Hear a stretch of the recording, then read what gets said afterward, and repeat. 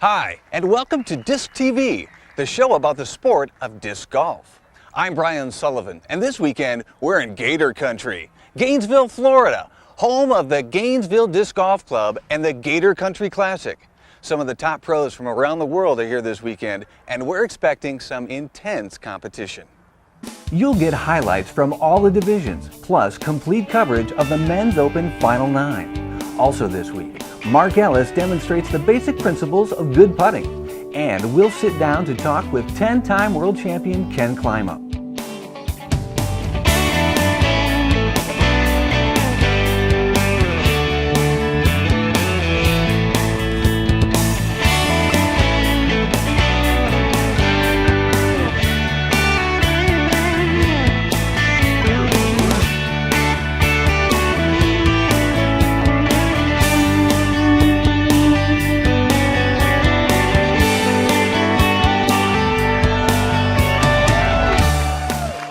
Disctv is brought to you in part by the Professional Disc Golf Association, guiding disc golf into the future, and by DiscLife.com, the world leader in disc golf.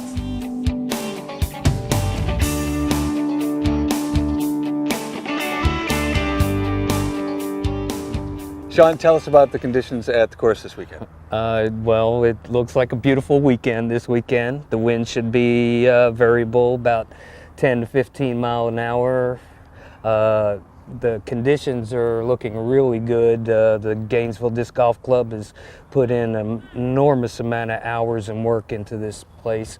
Sean, those club members have been working hard to get this course in shape for these touring pros that are coming here this weekend from all over the country. So if a pro is coming here for the first time this weekend, what kind of conditions can they expect as far as this course? What kind of challenges are out there?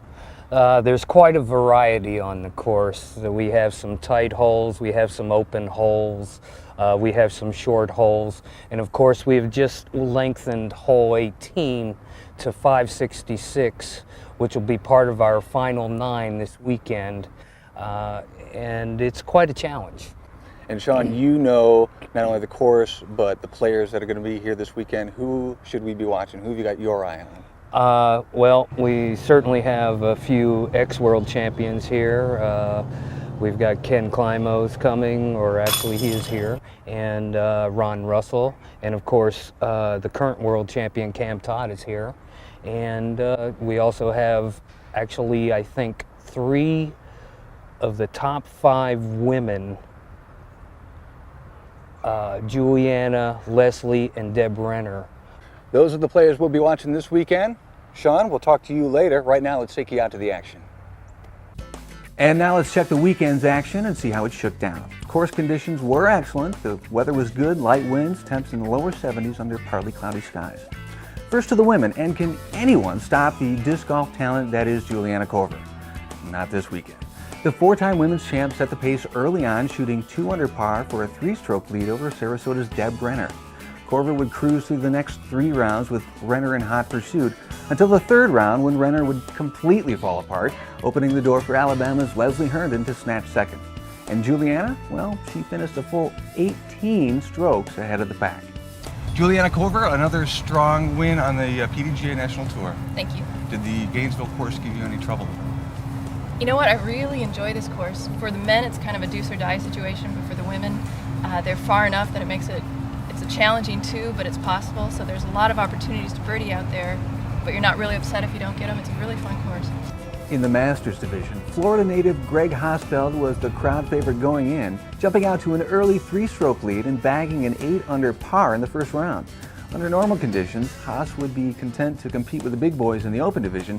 However, this weekend it was a nagging injury that drove Hosfeld to joining his fellow Master players in Gainesville. Disc Golf Hall of Famer and PDGA number 055, Steve Slazer, was living up to his nickname as Mr. Consistency by shooting 4 straight rounds under par. But Slazer couldn't keep up with John Osgood, who kept the bogeys to a minimum to finish 3 better than the rest of the field.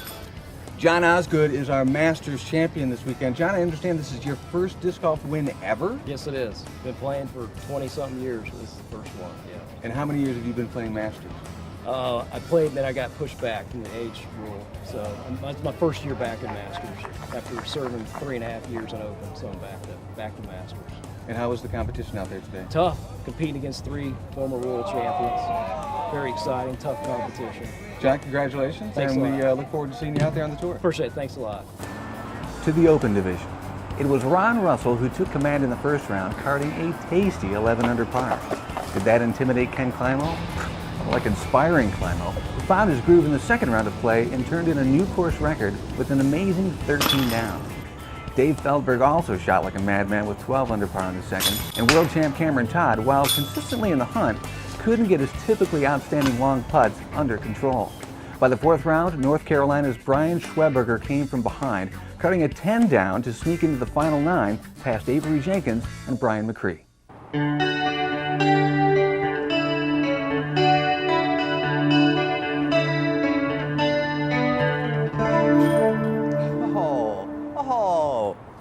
Disc golf is the new outdoor sport for the entire family. This environmentally friendly game is now being enjoyed by hundreds of thousands of players on over 1,200 courses worldwide. For the past 25 years, the Professional Disc Golf Association has been there, guiding disc golf into the future. The PDGA is an international nonprofit member organization that serves both professional and amateur disc golfers. The Professional Disc Golf Association, guiding disc golf into the future.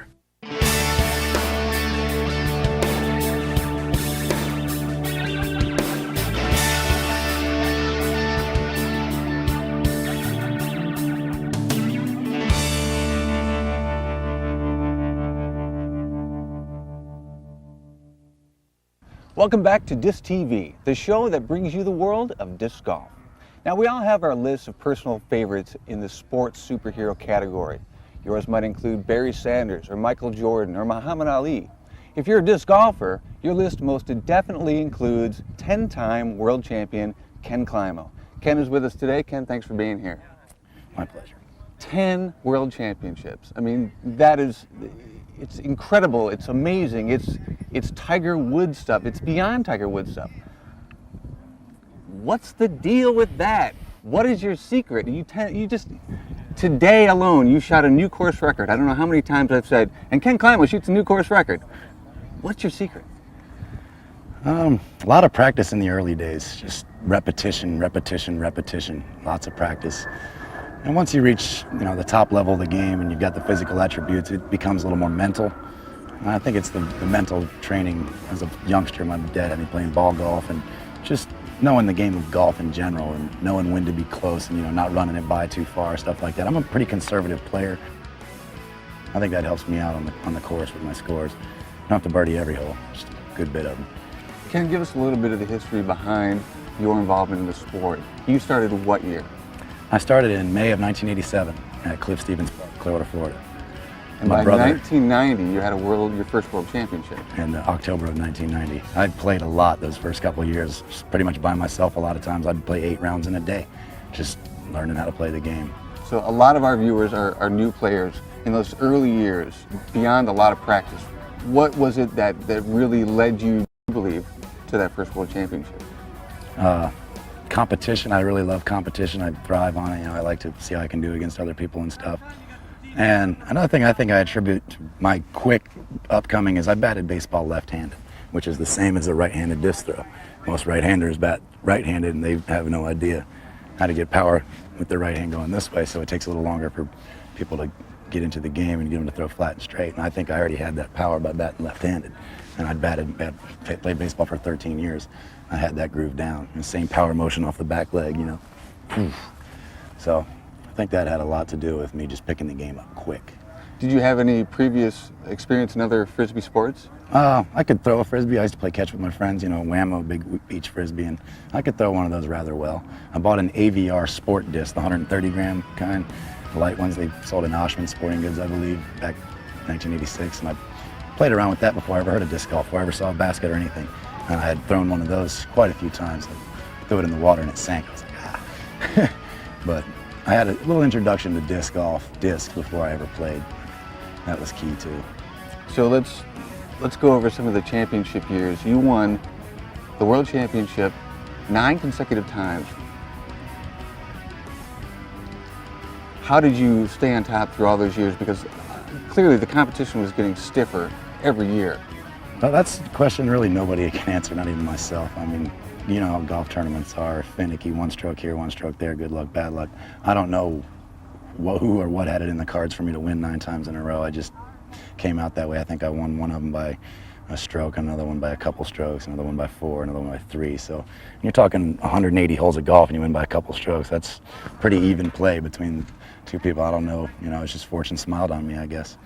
You managed to stay on top through those years. Then in 1999, Ron Russell squeaked past you in Rochester. What happened that year? He played really solid. He hit a lot of long putts in the last few rounds when we were playing together, and I think that was the difference. We had a little argument going on in the middle rounds. I let that go. I could have been a little more angry at what happened. I forgave him, and we let our disc do the talking. He came out on top. That's about all it comes down to. You played very solidly the next year in Ann Arbor, won Worlds 2000. Last year, Cam Todd beat you in Minnesota. Was there a big difference there in your game, or was it again Cam just came on a little bit stronger? No, my game was pretty good throughout the week. I just had a few bad breaks here and there, and wasn't quite my set. I think I had 12 putts spit out in the preliminary rounds before the semifinals even. So that hurt a lot. But Cam played really solid the last day. I don't think anybody could have caught him. A lot of our viewers are new players. You've coached probably hundreds of new players. You've seen the most common mistakes.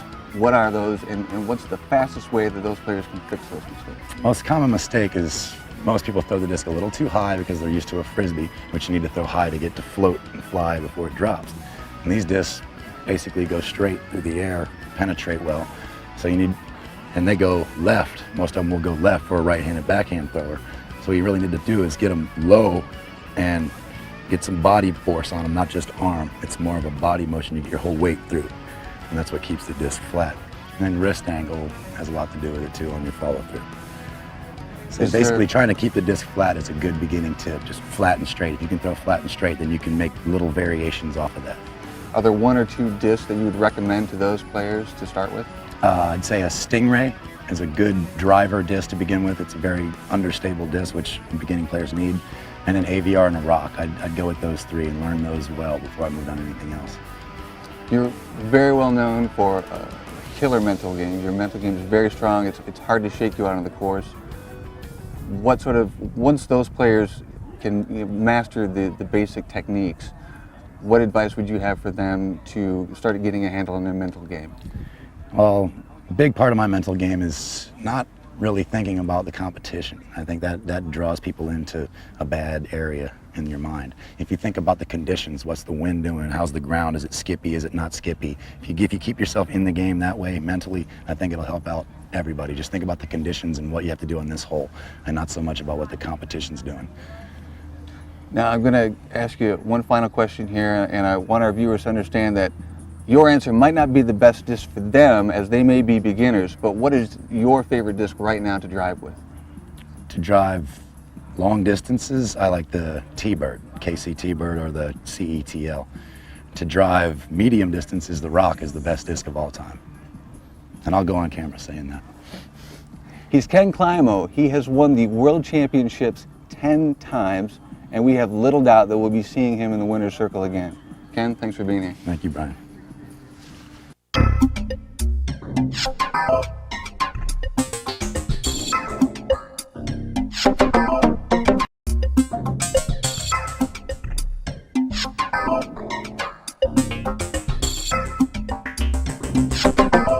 There are a ton of great disc golf tournaments, but few would exist without the passionate and hard-working local clubs who bring an event together.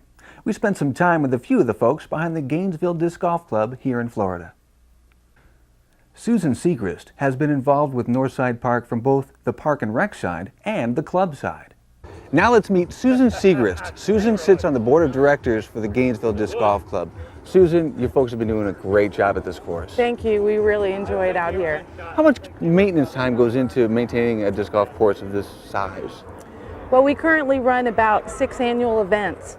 Most of them are in the springtime, and so with the weather helping out, the crews that come in to mow and trim and things like that, the city helps out with, and we maintain everything else, from the tee pads to the tee signs to the course design and making sure the players get what they need. And if there's one thing on the minds of Gainesville disc golfers, it's the medals, the spectacle, the dream of Olympic competition. When you're at Northside Park in Gainesville and you're looking for some tips on improving your game, the folks you want to talk to are the Girthy family. Howard Girthy is here, and his kids. Howard, who do we got here? Well, starting from oldest to youngest, we have Ben Girthy, Evan, Alex, and Garrett, who's also known as Double G. Now, all you guys are experienced disc golfers. Why don't we go down the line and tell me your greatest disc golf achievements so far in your obviously young lives? I've gotten sponsored by Discraft and Orbital Enhancements, and I've gotten 26 in the world. I threw Last year. I threw 590 feet at the Pro Worlds and took 6th place in the distance contest. I took 2nd place at Sarasota, and I'm sponsored by OE, Orbital Enhancement, What do you play, amateur? and I play amateur. Now about you, Double G? I won my first advanced tournament in Jacksonville about A month ago. a month ago. Now this isn't juniors, this is the advanced division. Advanced. And how many players did you beat? About 35. Now Howard, this is incredible. How did these kids get to be so good, so young? Well, I've been playing the sport close to 20 years myself, and it helped living here for about 12 years, right over there. You know, you step out your door and there's the course. You don't have to drive to it. My kids, I thought I had a rat in the house when I was younger because my frisbees, they had teeth marks all over them, but that was the kids breaking their teeth in on my frisbees. So they've been playing a long time, and it shows, you know, just repetition, being out here, having fun at it. Don't force them to play. Let them do their own thing, and things seem to be clicking. Real good kids, make good grades at school. Very proud of them. And why do you think disc golf is such a good family activity?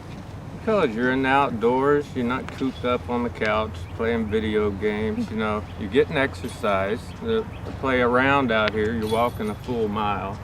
And, you know, much less the camaraderie between the people who are in the sport. You know, there's so many good people in the sport. It's I try to preach it to everyone. I try to turn as many people into this sport as possible. That's my goal in life, is to get this into the Olympics, and my kids may one day win a gold medal in the Olympics for the U.S. Guys, which one of you is going to win the gold medal? Maybe all of us, hopefully. Yeah. Watch for the Girthy boys. They're out there, and they're going to be on tour in a town near you. Team G-Force, baby.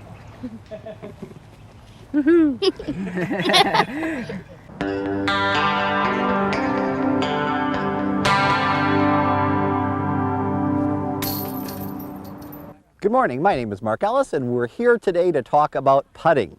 I brought with me a couple of the top pros and two fabulous putters. On my left is Carlton Howard of Raleigh, North Carolina, Disc Golf Hall of Fame member and my partner at National Doubles this year. We've also got J. Gary Dropcho from Pittsburgh, Pennsylvania, a top pro master in the game. And I brought these guys out because they putt with different styles than each other, and they both throw a lot in the basket. You'll notice that he takes a balance. He makes sure his body is balanced, and that is key to making any shot in disc golf, especially key in terms of putting.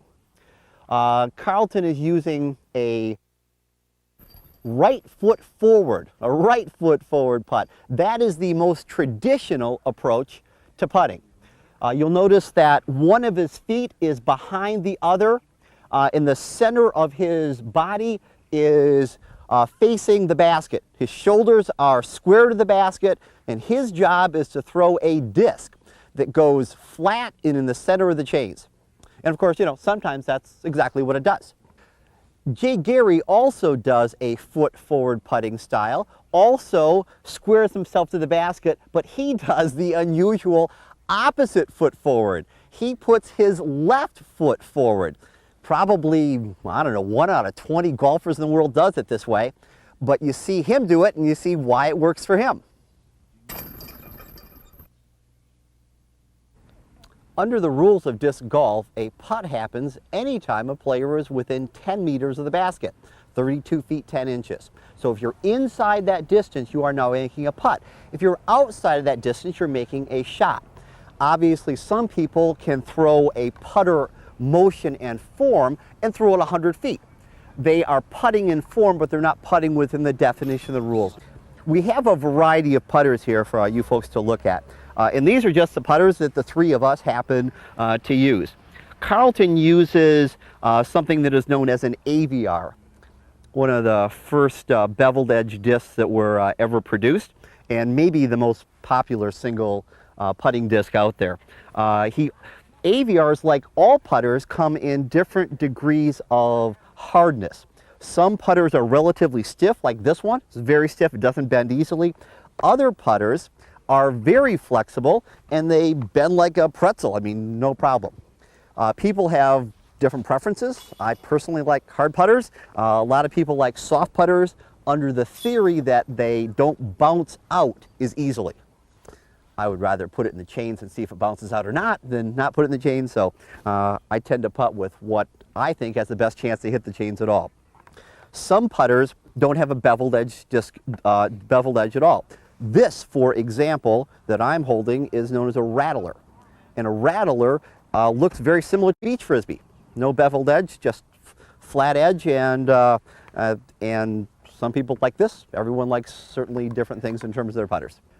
What we're seeing now is Todd Branch, who is the PDGA competition director, who is demonstrating a straddle putt. In a straddle putt, rather than having either foot forward, the 2 feet are roughly the same distance away from the basket. It doesn't give as much power because you don't have the same weight shift from a back foot to a forward foot, but if your wrist is strong enough, like Todd Branch's is, then it doesn't matter. A straddle putt is a putt that is necessary to learn. Even if you don't normally putt with a straddle, at times you have no choice. Your disc is behind a tree, you can't throw it through the tree, you must go around. So rather than doing a foot forward putt, in order to get around, you must straddle. So even if you don't like to do it, you eventually have to learn the shot. Todd Branch's shot has unfortunately landed right behind a telephone pole. He was much better if it's under the basket, but unfortunately he's shooting it from there. If he tried to throw a foot forward putt, see, that didn't work well at all. In this situation, everybody's gonna straddle because there's no other way to get the disc around the pole. Look at that, nice shot. So that closes out our session on putting. Keep in mind, putting is a function of form, practice, and confidence. If you know it's gonna go in, it's gonna go in. And no matter how bad you putt today, 1,000 hours of practice from now, you will be superb. You have my word on that.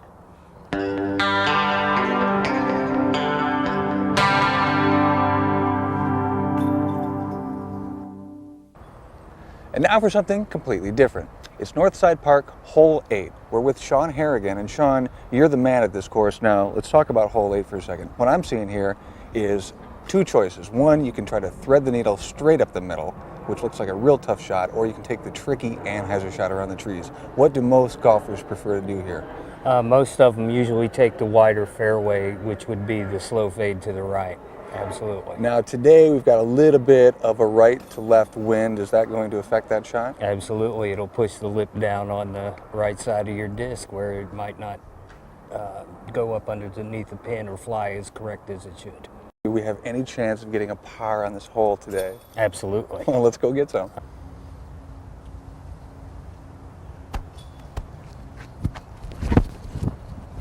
Too low.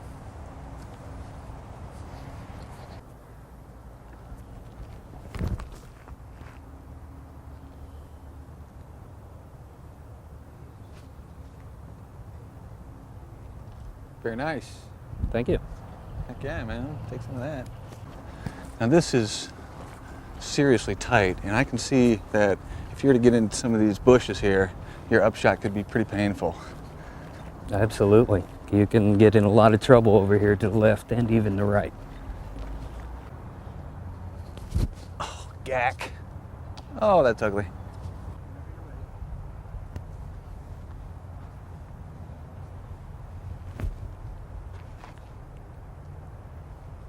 Well, that looks like an easy 3. That is pretty safe. Oh! Right now. And that is how that happens. Sean, thanks for the tour. Absolutely. It's a very nice course. It was my pleasure. It's Northside Park in Gainesville, Florida. If you need directions, go to the PDGA course directory, pdga.com.